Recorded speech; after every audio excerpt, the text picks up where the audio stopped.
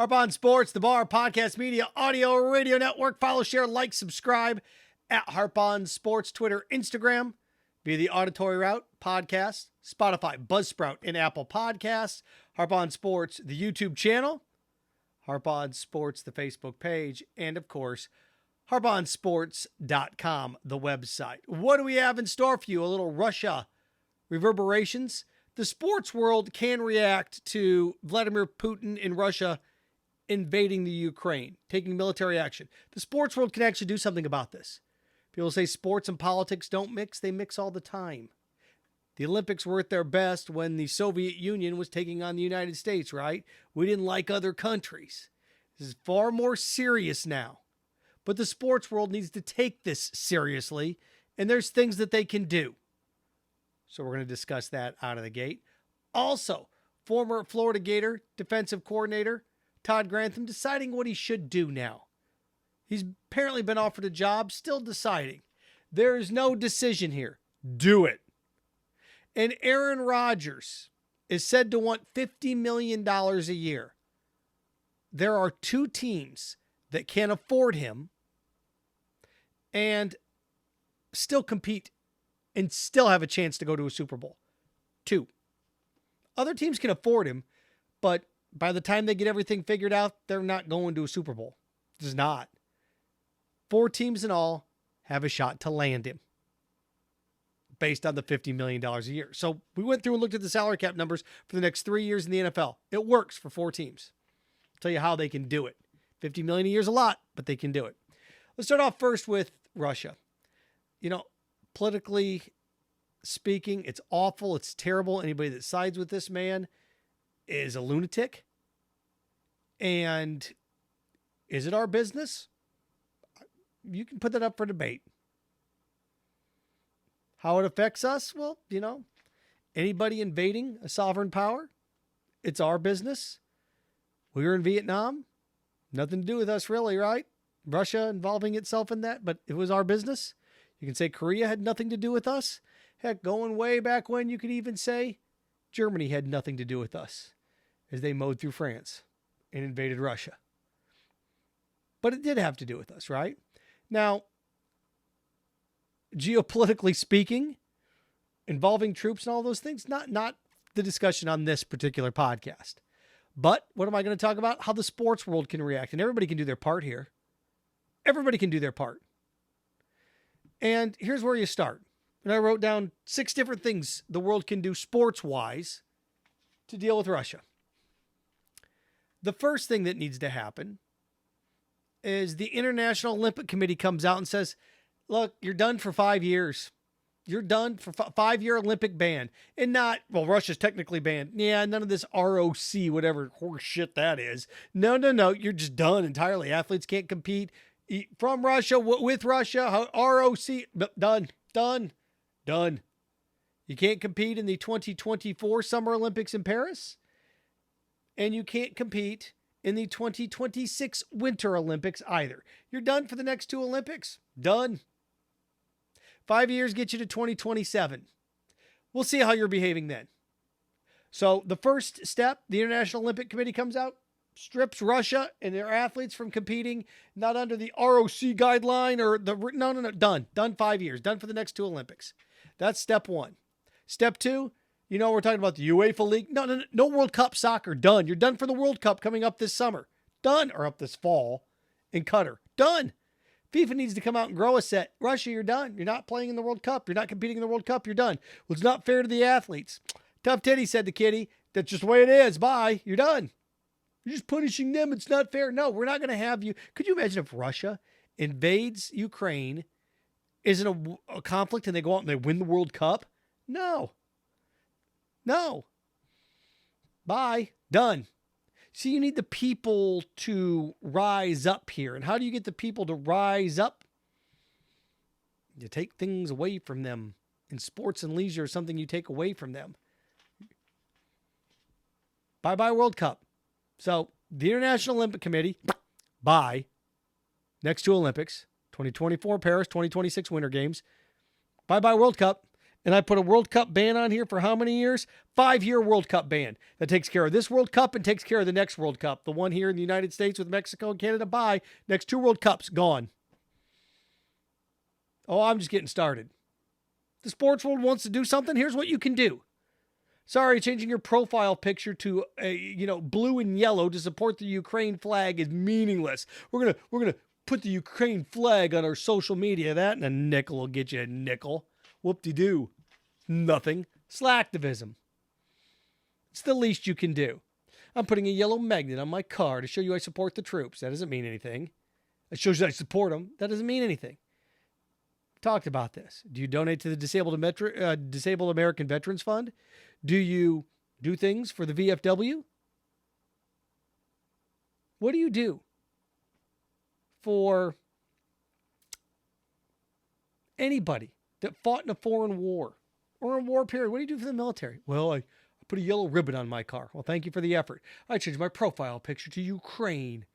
Meaningless. So do something. Sports world. Bye-bye Olympics. Next 2 Olympics. Bye-bye World Cup. 5-year ban. Bye-bye rugby. Russia's not that good in rugby. I don't care. Bye-bye rugby. The next 2 World Cups in rugby. One's coming up in 2023. Adios. 5-year ban in rugby. Oh, I got more here. Russia loves hockey, right? Goodbye to the next, and they do this every single year. Goodbye to the next 3. Next 3. You can make it longer if you want, but next 3 world championships in hockey. They do that every year. That's why the World Cup, I'm taking away 2. I'm taking away 2 Olympics over the course of 5 years. 3-year ban. I'm taking away 3 world championships in hockey.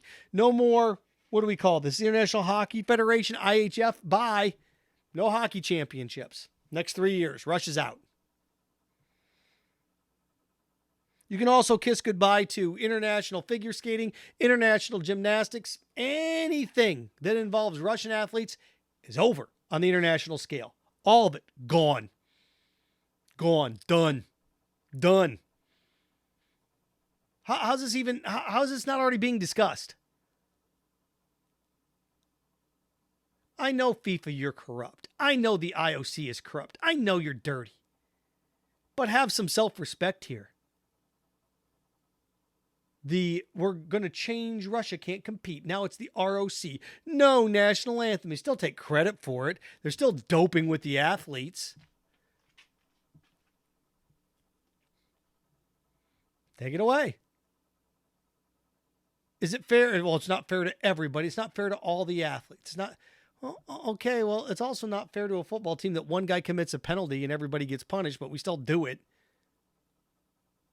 It's not fair that one guy commits a foul in basketball, but the team loses because the other guy made free throws. It's not fair. Get fair. Fair. Get it out of your vocabulary. They usually occur in late summer, early fall. You judge pumpkins and livestock. Maybe ride some rides. Little carousel. Little Ferris wheel. So that's what I would do. Russia Reverberations. Bye-bye the next 2 Olympics. Bye-bye the next 2 World Cups. 5-year bans on all this stuff. With the bye-bye rugby. Bye. 5 years. Half a decade. Done. And do that stuff now. Do it now. We're going to... No. Meet now. Meet today. Now. Do it now. Have this stuff fired off by the end. This stuff should be fired off within the next 7 to 10 days. We met. Okay, guess what? We're banning Russia. Who's in favor? Oh, why not? I want to hear why you think Vladimir Putin should be sitting in a suite watching Team Russia compete in Qatar this upcoming fall. I want to hear why. Bye. Adios. You're just hurting the athletes. No, I'm giving the athletes a reason why they should be mad. Not me. You can blame the officials all you want. You're the one that committed the penalty. You're the one that committed it. So, enough of this. Enough of this ROC garbage. Enough. That's it. Done. That's what sports can do. That's what the international sports world can do. Now the question is, who has the stones to start this process? Lord, I'd love to see it start. I'd love to see it start in Europe. I'd love to see Germany. Hey, Germany, Last century don't exactly have a great track record. Germany, come out and sponsor this. Germany, come out and say, you know what? Russia doesn't need to belong in the World Cup. Russia doesn't need to belong in the Olympics. Let's get this started. Japan, somebody come out. China, somebody come out and start this party. Start this discussion. We do it. It's just the big bad wolf again. The great Satan. Iran, come on. Somebody do it. Somebody do it. Poland, pick a country. Turkey, one of you do it. There's that. Okay. It's tough to switch gears from that. It just is. There's no good transition. So we transition. Todd Grantham coming up next. No, Aaron Rodgers. Aaron Rodgers is said to want $50 million a year. There's no way the Packers can afford that. They just can't. Packers can't afford $50 million a year. Not with Devontae Adams. Even if they don't re-sign Devontae Adams, Packers can't float a $50 million a year deal for Aaron Rodgers and have the cap space to do anything. He knows this. And Aaron Rodgers is said to want $50 million. 4 teams can do this. And I went through and looked at the salary cap situation. 4 teams can do this. Really, nobody can do it with $50 million, boom, up front. You have to get creative. And this is what I came up with. 4 teams can do this if you structure it this way. $25 million base salary for Aaron Rodgers this year, and then whatever signing bonus you want to attach to that goes on next year's cap. So $25 million for Aaron Rodgers up front this year. $25 million cap hit. Boom. Then you work into a signing bonus. And that signing bonus can be $15 to $25 million. That falls into next year's cap. So in other words, you'll pay Aaron Rodgers $25 million this year, $60 million next year, $60 million the following year, and $50 million the next year. That's the only way to do it, folks. That's the only way to do it. If Aaron Rodgers wants $50 million a year, you're going to have to tell him, okay, well, we can get you $50 million, but we're going to have to work it into a signing bonus. He won't care because he gets his money anyway. It's going to be $25 million. Let's say you give him $50 million this year.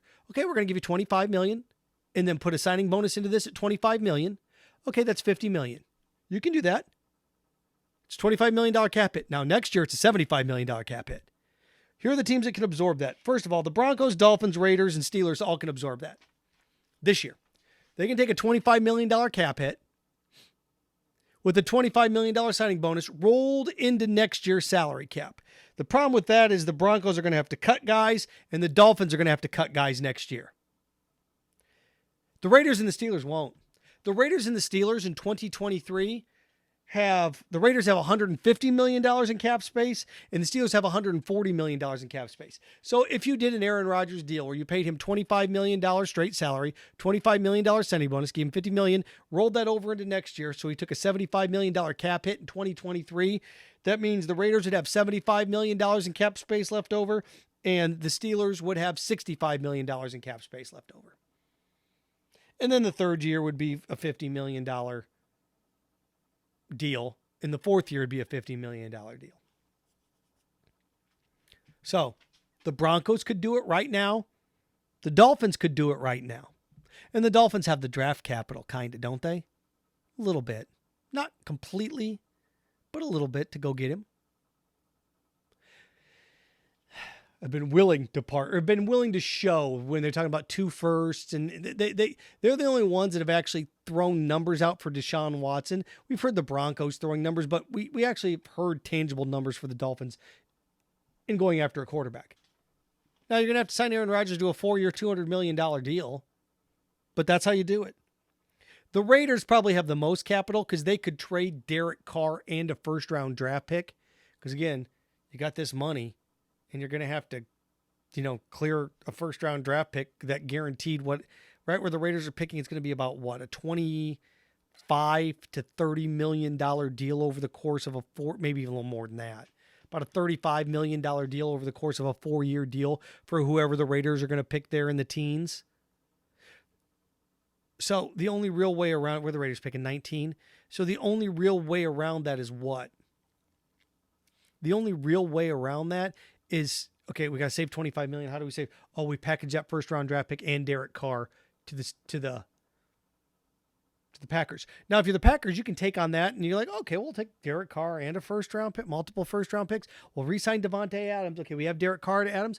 Okay, it looks not the, but we have Jordan Love and Derek Carr. Okay, and we got 2 first round picks. Now we can be rebuilding process. So that the Packers have the most, looking at the Raiders, if this is true, and they're interested in Aaron Rodgers, that's how you pull that off.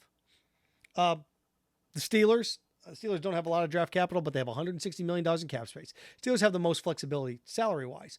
But who do you want on that team if you're the Packers?